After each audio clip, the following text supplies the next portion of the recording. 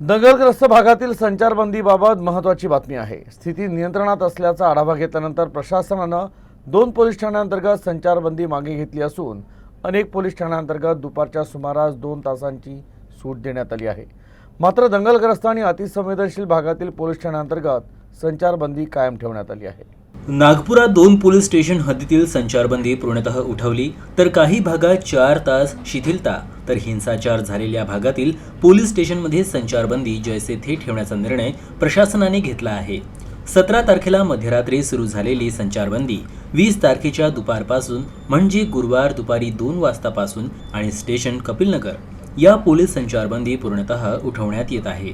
शांतीनगर, पाचपावली, लकडगंज, सकरदरा, इमामवाडा, यशोधरानगर या भागातील नागरिकांचे दैनंदिन जीवन सुरळीत राहावं यासाठी आढावा घेऊन गुरुवारपासून दुपारी 2 ते 4 पर्यंत अशा 2 तासाकरिता शिथिलता देण्यात आली आहे। मात्र कोतवाली, तहसील आणि गणेशपेठ या भागात हिंसाचार झाला होता, त्यामुळे या पोलीस स्टेशन हद्दीतील संचारबंदी पुढील आदेशापर्यंत जैसे थे सुरू राहील असे प्रशासनानं स्पष्ट केलं आहे।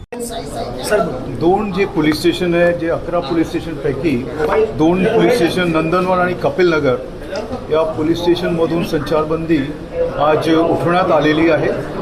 तसेच परिमंडल 3 जे आहे त्याच्यात लकडगंज, पाचपावली, शांतीनगर, परिमंडल 4 मध्ये सक्करदरा आणि इमामवाडा, परिमंडल 5 मधील यशोधरानगर याच्यात संचारबंदीमध्ये 2 तासाची सूट देण्यात आलेली आहे। आणि 3 जे पोलीस स्टेशन आहे झोन 3 मध्ये त्याच्यात कोतवाली, तहसील आणि गणेशपेठ हे 3 पोलीस स्टेशनमध्ये जशी होती संचारबंदी ती चालू राहील।